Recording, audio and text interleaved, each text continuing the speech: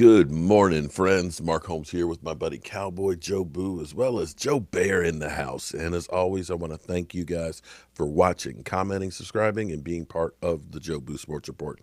Without you guys, this literally does not work. So let's get open for business here and let's wake up the football guys. Wake up here, guys. Good morning. Good Sunday morning as we kick off week number 5. My God, this season is flying by. The New York Jets had some good news yesterday. Actually, nobody's tested positive for COVID. They're good to go. Unfortunately, New England's facilities are closed because they actually have another case of COVID. Uh, this is where it's starting to get scary. The numbers are increasing out there in the general public and things, and you got to realize that, contrary to popular belief, football is a microcosm of everything that is society. You could take 5,000 people, and in there you're going to have some people that test positive for COVID. You're going to have some people that might be thieves. You might have some people who have some mental issues and everything else. And that same thing is true about football players as well. You've got some guys that have some mental issues. You got some guys that have some problems in life, and you also have great people. And I don't know why we think that football players are going to be different than everybody else, but the reality is they are. So we just have to be more diligent about everything that's going on. Now, the Tennessee Titans, not to get into all this because this is game day, but the Tennessee Titans apparently they shut down their operations, but they ended up having practice. Now, we're talking about practice. We're talking about practice, not a game now. We're talking about practice at a high school. The idea of shutting operations down is so that way everybody gets cleared. And that may be why the Tennessee Titans had so many issues. And believe, when the NFL will fine you for having the wrong color socks, they will be going after teams that are jeopardizing their money because you don't mess with the NFL's money. You don't mess with the NFL's money. And if one team is doing stuff that is risking the other 31 owners, you can best believe the NFL going to handle their business.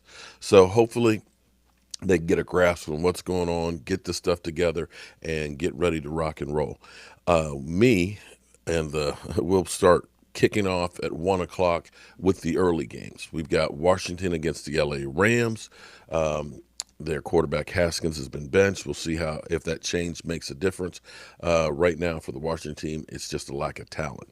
We have the Eagles at 1 o'clock as well. We'll be having our exclusive Philly cam on. The Eagles will be taking on the Pittsburgh Steelers. That's going to be a big game for the Eagles. If the Eagles can find a way to win that game, all of a sudden you have to start looking at the Eagles as a team that's getting better after the putrid start that they started. It'll be interesting to see if Carson Wentz can play better than he has thus far this year. Believe it or not, this is crazy. Dak Prescott got killed after his rookie year because they said Dak Prescott regressed so much. He's a bum and things. We had people saying he's going to be flipping burgers at Burger King, in a couple of years. Yeah, well, that really happened. But if you really want to see somebody who regressed, when you look at Carson Wentz, he started out here as a rookie and had a lot of problems.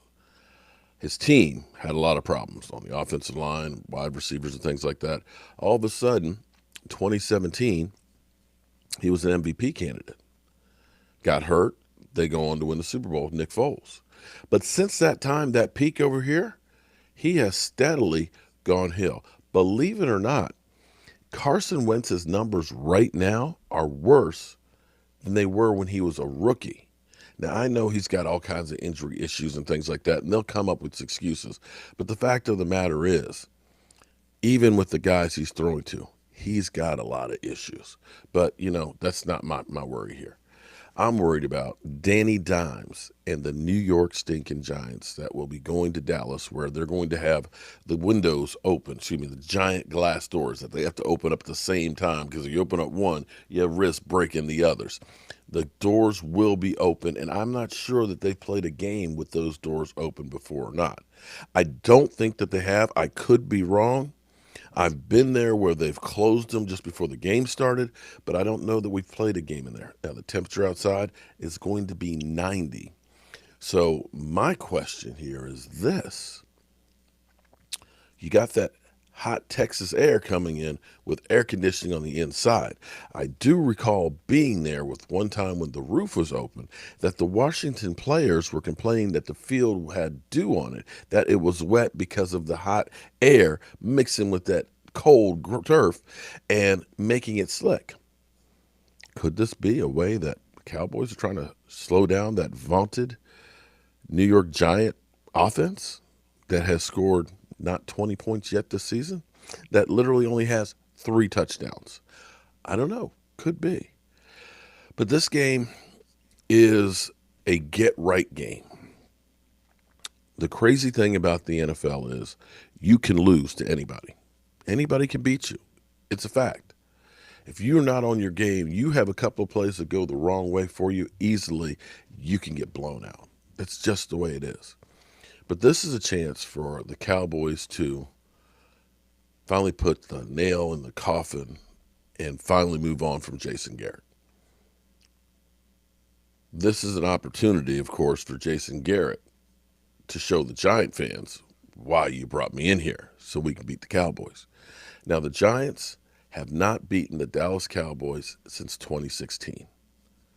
2016, they beat us twice, Dak Prescott's rookie year.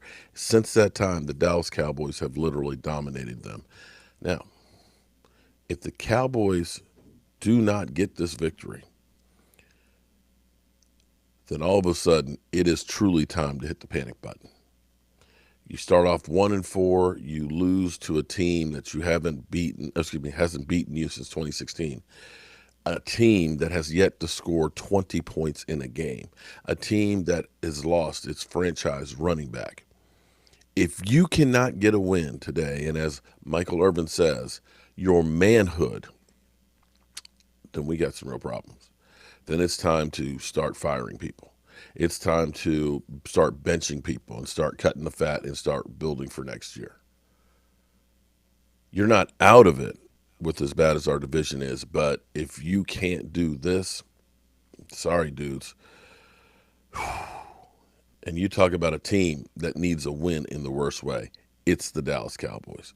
So I'm hoping that the Cowboys get on track. What we've heard from our team, not the coaches, because the coaches are always going to give you the spin, but from our players, that the defense has picked it up a notch, that seem more motivated. And maybe after having their manhood questioned, that maybe they'll get up off the mat, that they'll end up showing up and they'll take it out on the New York Giants. I'm looking forward to being here and having a few people out here. The weather's going to be a little bit rainy here, but we've kind of made contingency plans. We kind of worked it out, and hopefully everybody will have a good time, and hopefully you'll be here for our live stream. I still got to go to the store and get some buns for our black and blue jalapeno sliders. And, of course, we're going to have our Joe Boo wings. So with that being said, I need to get up and get going because it's almost 9 o'clock, which means it's almost time to get the show on. I'm Mark Holmes, and hopefully the Dallas Cowboys win 31-9. How about that? 31-9. Would that make you happy? It'd make me happy. Hell, if we just get a win, it'd make me happy because I'm tired. I'm tired of talking bad about my Cowboys. Whew. All right. See you at 1.